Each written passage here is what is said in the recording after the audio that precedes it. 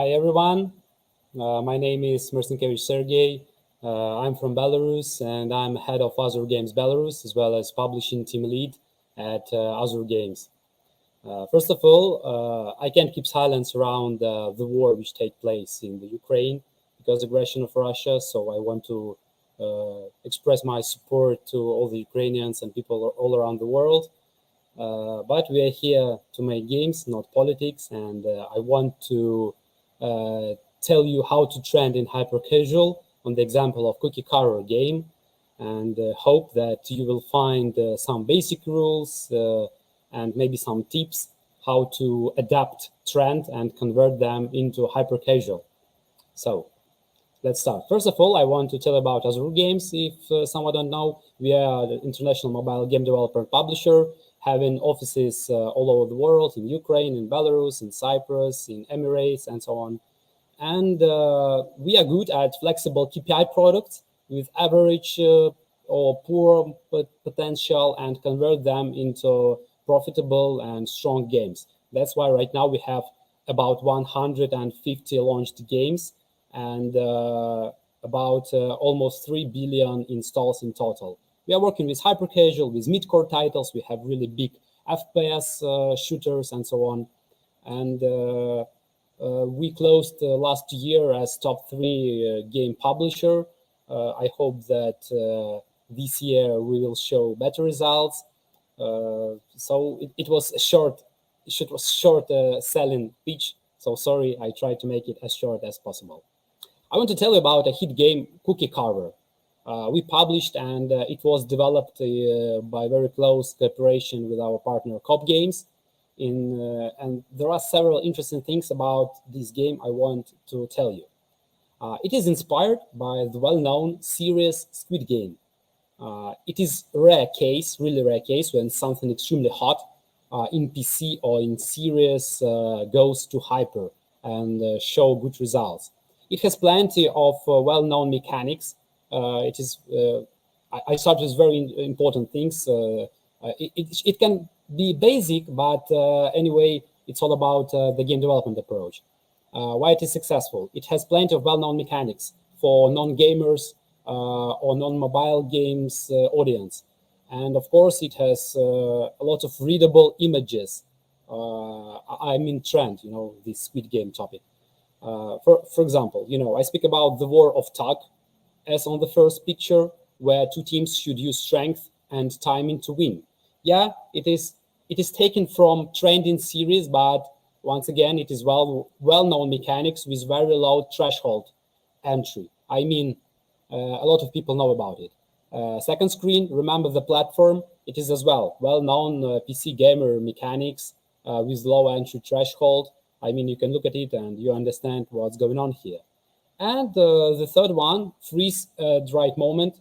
Once again, seems like games from our childhood, but not with lasers and whatnot, with not shooting other people's. But anyway, it's all about low entry threshold. And one more interesting thing is that when we start game development, there were already several games in top. And we started something about 4th of October. And as you see on the screen, at least 1 game was top, but there were about 5 games in top charts on this topic. And there is a myth that if you see something hitting top charts, you can't repeat it because it's too late. It is fair to admit that sometimes it's true if you are not planning to do it better. But we decided to make it better technically and with more content, with everything we know about game design and progression.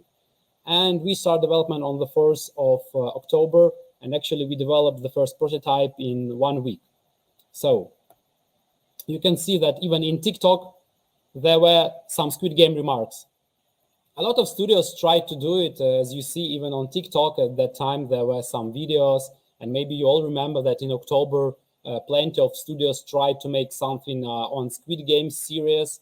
And, we decided to start as well, since we really like the game mechanics used in the series. For example, the most famous Squid Game mechanics with running and freezing people was in Hitting Chart 2 years ago, published by Voodoo Touch the Wall. Just the same input. You can remember it is hold for moving further and release to stay. And in general, that we notice that we can go far away from the series and create our own user flow. Sergey, yeah. Sorry for interruption. The slides are not changing. Oh my God, I'm not changing. Now it's changing. One moment. And now it is changing. Can you try again? No, but it was changing before. Now Okay, it's changing. and what about right? Yeah. Now it's changing. Yeah. Okay, sorry. I will quickly. Once again, quickly. I was talking about top charts. I was speaking about these pictures of well-known mechanics. Please take a look. War of Tug. I mean, to use strengths, remember the platform, and so on. So just to show you, once again, to show you that it was also top hitting games when we start development. You can see it slide, and it is TikTok video with this game when we start development. And right now I'm speaking about Touch the Wall game with the same input, just the same input as we all saw 2 years ago with the most popular mechanics for Squid Game series. So, as I told you, in 1 week we received the first prototype, and that's it. That's what we get as the first level. Now games look much different to avoid copyright infringement and to let us build our own user flow. It is also important in adapting the trends. Technically, we made it better than our competitors. There is a small lag before you release the finger, so that the response to players' action is much deeper. It is extremely important for every game, not only for trending.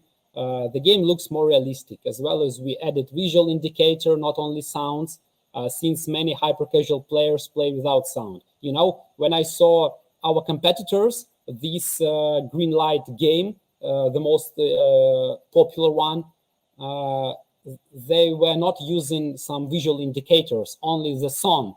So users didn't even understand what is the basic rules of the game. Of course, they know about the series, but when you play, it is about another feeling, it is about another input. So we just took care about the input, took care about our players. That's what you usually should do when you make games. Don't try to think instead of player, but think about him. Don't try to think how he will play it. Just think about him in general. Just try to make everything so that the entry threshold of your game will be low. For example, make game testing on your children or your friends from not gaming industry. Just give them mobile phone and see how they play it. But okay, the retention metrics were not so good since there were only 2 mechanics looped and changing one each other. But we had freaking good marketability and good organic potential. So we just ran the traffic and started iterating the game during our main massive campaign. It reached top and was here for 2 weeks, top 1 game in United States, and we managed to get 40 million installs in less than 2 months. As you see, we started development 1st of October, and I show you on the screen the week from 18th of October, it reached top already. And yeah, you can see also second place as well competitor. They published game earlier, but anyway, we managed to hit it. And the most interesting thing, how we iterated the game and how we A/B tested it. You can save this approach, by the way. That's how we work in Azure for every game at publishing. Rollout here means percentage of version to be published in store. You can also see that mainly it is about A/B test, classical A/B versions A and B, not plenty of versions. Since we do not have any troubles in that case with interpretation of the results. We see that there is no conflict between versions, and you can treat the results carefully. If you test not gameplay features, like colors, like UI. Of course, you can make plenty versions and so on. But what is interesting that and we also mainly look at churn rates. That's also what you should look at, not only at one version, but you should compare churn rates as well. It's that what we do as well, and we see there that there is a problem in content and lack of progression. So it the main thing what we were looking at. We started with bug fix and some performance improvement, and mostly all A/B tests were extremely effective since we add new content. For example, this one you see that 2.5 and 2.7, it was adding new content, marble stage and envelope stage, just from the series, and we saw a good result. We saw good boost, as you see, retention and LTV in general. And so every time we add content, every time we were working with churn rates, we saw good boost in metrics. But at the same time, we had negative versions. It is a good example that you shouldn't punish your player. For example, if you see .6 version, we added revive rewarded video, and if player lose and doesn't use revive, he starts from stage 1. So we had level system, like sub levels, and it is considered to be a punishment, real punishment for player, and you see that we got negative LTV. Since, we boosted rewarded videos because of revive, you can see the difference is 200%. But once again, implementation of the results, it is 200% boost, but it is still not even one rewarded video per person. So we didn't take this version and decided not to punish our users. It is what to be done in every game. Try not to punish the users. Try to give them mainly positive experience from the game development. And that's how look our dashboard. That's how we A/B tested. It's very convenient to analyze the results, to make A/B tests, classical A/B tests. To return to iteration roadmap, I will not spend time here. Mainly, it is about adding new mechanics and improvements. Optimizations gave us good results. It is what to be done in every game. Always think about optimization on low-end devices, because it really varies for tier 2, tier 3 countries, and it can affect dramatically, critically. What is more, you can see that we added some new levels, and it showed good results. But I will not spend time here since we do not have a lot of time. What about current metrics? Now the situation in US Android looks like that. We still continue improving the game and adding new mechanics. It is already several months. We started in October, now it is March. But even with that metrics, you see that it's not fantastic. We managed to iterate it, and we managed to still buy traffic for it, and it is still with positive ROI. Very long ROI, but we have enough data analysis and LTV predictions so that we can publish it. So when you start, when you think about, adapting some trends, you should think, of course, about two things, about CPI and retention. But if you have not very good retention, don't be afraid, since if you have good marketability potential, it can work. So even with that results, as far as I know, it is the best result from all the competitors, since we do care about copyright infringement. We try to adapt, we try not to use just the same mechanics. We somehow manage to reskin them, since, it's not about even stealing something, because once again, let's return to our first slides. All the mechanics are well known already. For example, War of Tag or Freeze at the moment. And you should keep in mind that when you take some mechanics from this series, try not to use very these well-known images. Mechanics, yeah, but not about images. What about images? What about App Store optimization? I will tell you right now. Some interesting cases, both positive and negative, how we use trends in our App Store optimization. You can look at icons. For example, you see that not everything which may call trendy works. For example, 45.6, it is considered to be well-known images, but of course this cookie is better in terms of readability. It is read better.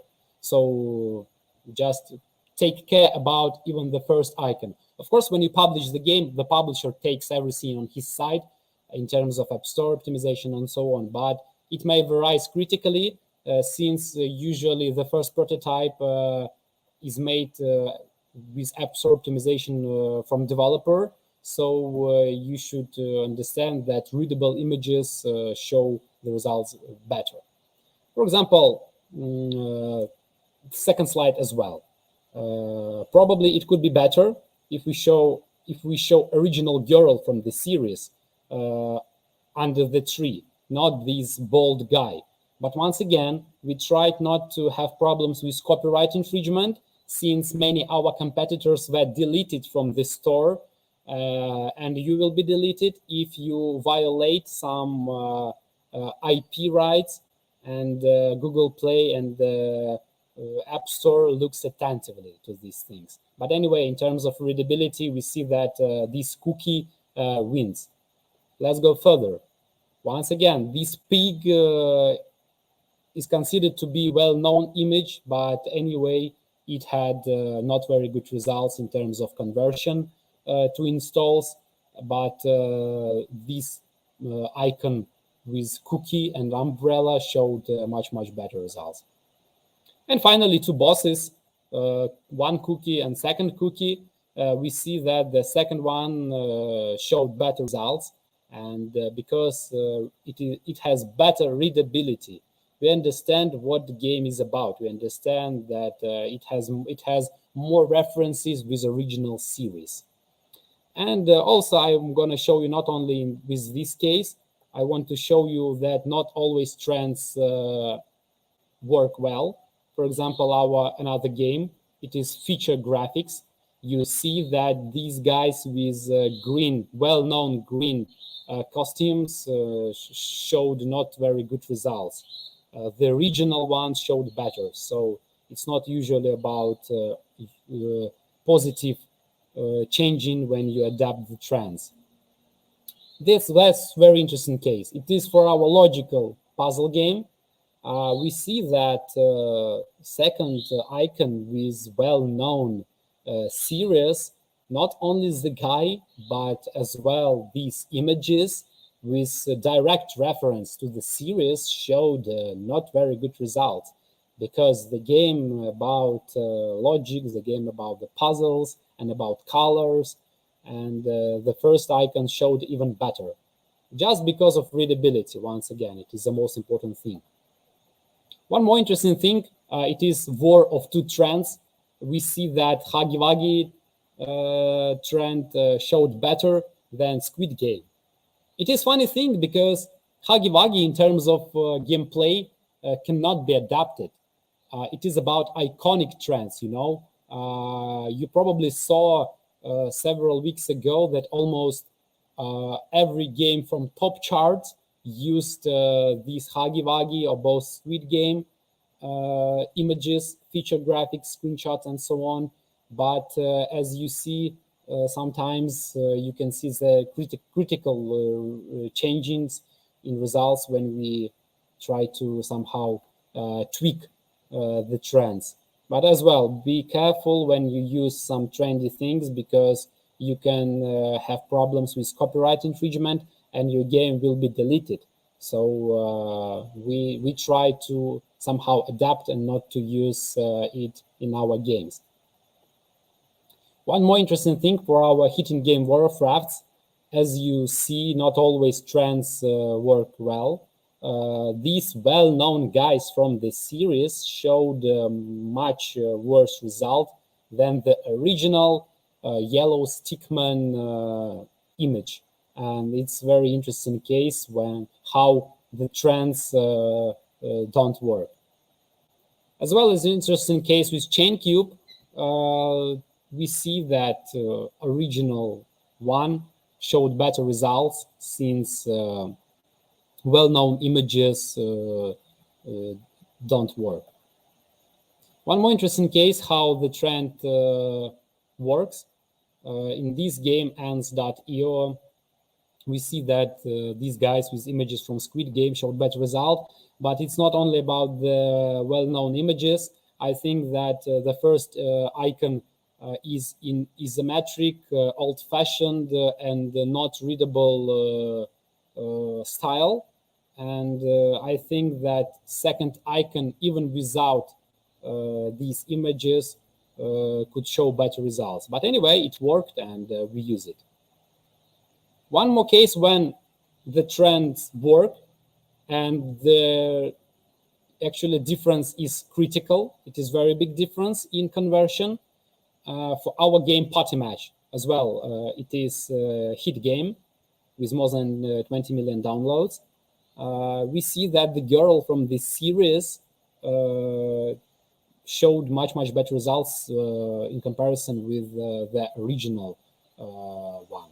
And so it may work if you adapt it correctly, because in that case, this girl is adapted correctly and we show relevant gameplay. It is about the platforms, it is about the guys who jump from platform to platform, and we managed to somehow implement both trendy image and not to use misleading icon. So, okay, and if we speak about in general, how to convert the trends into hit, it was popular theme for discussion in LinkedIn and Facebook among Russian-speaking developers when we saw a lot of games taken from Squid Game or using Huggy Wuggy, and that's what you should take care about. You should keep in mind that not every trend has playable potential. So when you see something trendy in TikTok or any other social network, you should think first of all about gameplay, how to convert the trend into playable and readable mechanics. In case of Squid Game, we saw so many games. I counted about 20 games because it consists of both playable stuff and readable and recognizable. So it may affect both retention and CPI. Don't try to adapt only readable images like Huggy Wuggy or only with good gameplay potential, since the classical trends converting into a hit, it is about both. So don't spend your time by making games only based on well-known images like Huggy Wuggy. Huggy Wuggy, it is not a really good thing if you don't have interesting gameplay. Yeah, maybe it will give you a little bit better marketability, but you cannot be sure that it will be for a long time. And yeah, take care about it. Also, if you take a non-playable trend, you can take recognizable characters. Yeah. Just put, for example, low poly Spider-Man in your game. I swear you will see good CPI at low budget.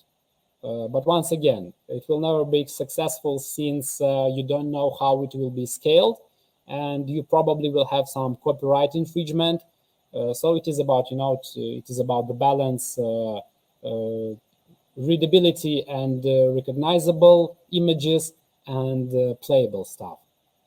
One more interesting thing, and the most important in game development, in adapting the trends, it is about action response feeling.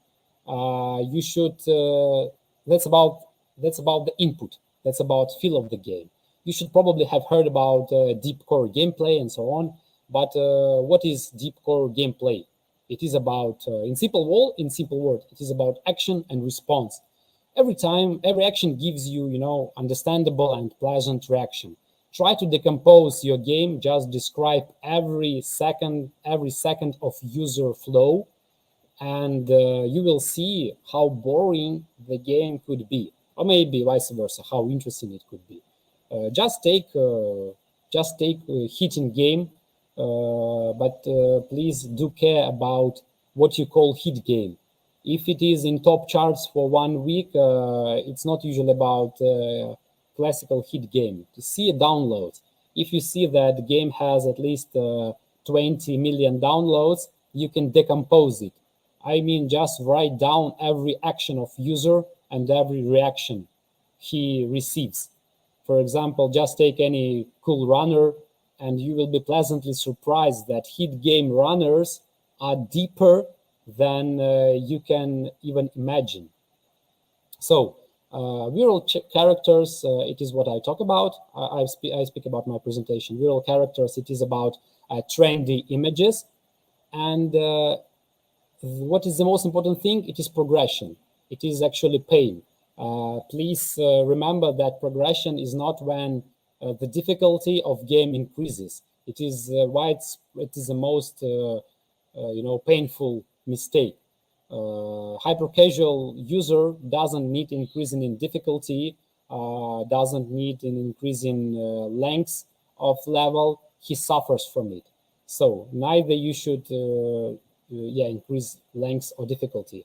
The worst mistakes. Progression is about teaching the user how to play, adding new level design features, new sub mechanics, new obstacles, characters, step by step, level after level. Once again, take any successful runner and write down every step and every new gameplay element. You will be pleasantly surprised that there are a lot of stuff there. If you want to make successful trendy game, you should think first of all about the progression. Right now, I see among our studios it is a widespread mistake, because technically everything grows, and right now hyper casual has very low entry threshold in terms of techniques, but the product not. And we see that technically the industry grew up critically, because DOTS technology stack allows you to write more productive and maintainable code. There is also a shader graph, and all the things allow you to do visual programming, not to think about shader languages and so on. But what about the product stuff? What about progression and so on? There are still a lot of mistakes from studio to studio. So please think about the player, not try to think instead of him, but think about him. Try to decompose every game. Try to write down action, reaction, what player does and what he receives after his action. So, and of course, you can use Google search trends to see trendy things. You can look through TikTok and social networks. For example, if we speak about playable trends and not playable trends, I'm afraid the video will not show, because, or maybe you will see. For example, I call it playable trend, and we'll explain why.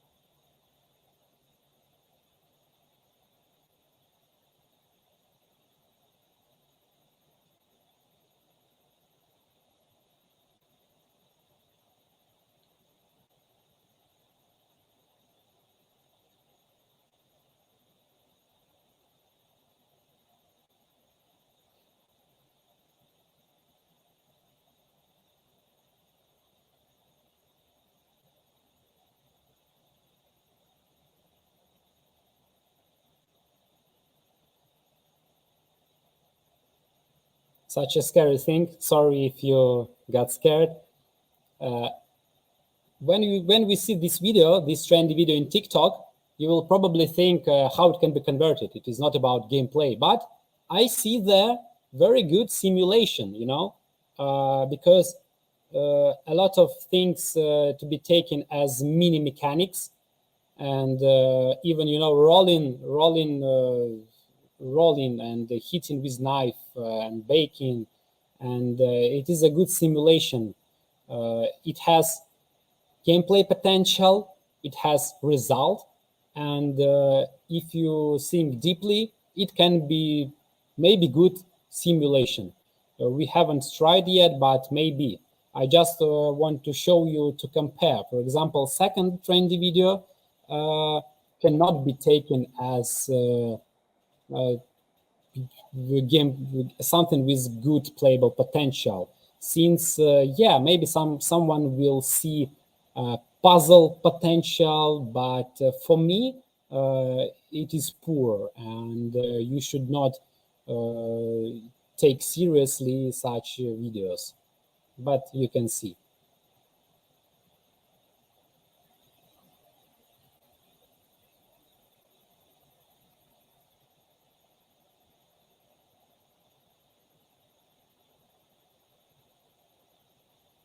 We will not spend time here. I want just you to understand that you should think about playable potential, because not everything trendy can be used for gameplay. So just to sum up, actually, because we have no time, I see that only 5 minutes, and I want to answer some questions. You should take care about playable potential for every game, not only train the action response feeling. Please take care about copyright infringement. Try to adapt, not to use just the same, but try to see the whole picture, try to see it bigger, and build always level progression roadmap, what mechanics and how they change each other. And take care about trends, take care about what people worldwide do, what people worldwide see, serious, some events, and but also you should understand that classical hyper casual, it is about the widest audience. So Squid Game series, actually, it is a phenomena. It is the first thing I remember with such a big, threshold potential, because usually something may be called trendy in United States, but the whole world doesn't know about it. So that's it. And thank you very much. It was short, but I think at least inspiring. Don't know whether you take some tips, but at least want to inspire you to make games, to love your users. Think about users, and don't punish them. And I'm ready to answer your question. You can also find me in LinkedIn, and I will try to answer to everyone. But I'm ready to your questions. What do you think about the performance of static in-game ads on hyper casual genre? You mean if you speak about some integrations, not annoying ads? Right now, I don't think it is the best time for not annoying integrations in-game ads, since hyper casual users play this genre to relax and to focus on action reaction. And I'm afraid that any annoying stuff in the game, I mean any integrations, will disturb this pleasant feeling of action reaction. It is about how our user can go deep into gameplay, because if you speak about deep core gameplay, user think only about his deep feeling, his deep response. We tested some of them. We tested also in mid-core titles, but right now we don't think that it is something we will be focused on in the nearest future. But who knows? Maybe in future, when all the mechanics and the genre itself will become more deep and will take more time for users, maybe these static in-game ads will perform better. Right now, it is good thing to somehow increase your LTV, but not critically. Better focus on retention rate and better focus on LTV from ads. Right now, it is the only thing you should think about. Yeah, in apps as well. In apps and making some deeper genre, you see that there are a lot of action arcade idle genre. It can be called hybrid casual. Everyone was talking about for several years, and right now we see that this percentage of in apps can be increased. Usually for hyper casual in apps, it is about 2 or 3% of LTV. But now we see more and more games with 10 or even 15% of in-apps, even no ads. We have games, for example, State EO. You can see in Sensor Tower that it has, or State Connect or Isle Builder, it has fantastically good revenue from in-apps for hyper casual, but it is mainly for no ads. Nothing special, just no ads. But I think that it showed so good results because the gameplay itself is very interesting, and users don't want to see ads, and they are ready to buy no ads.